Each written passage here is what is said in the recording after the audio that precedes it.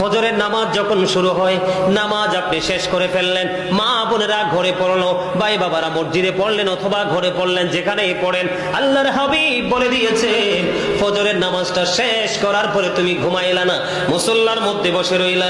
মুসল্লার মধ্যে বসে থাকতে থাকতে বন্ধুরে ইশরাকের নামাজের সময় হয়ে গেল, কিন্তু তুমি গ্যাপ সময় অতিরিক্ত কথা বলতে পারবা না, কোন ধরনের অন্যায় অপরাধ বন্ধ কথা বলতে পারবা না, কোরআন তেলাওয়াত করতে পারো, জিকির করতে পারো, দুরূদ করতে পারো, যাই করো। নামাজ শেষ করে তুমি মুসল্লায় বসে রইলা।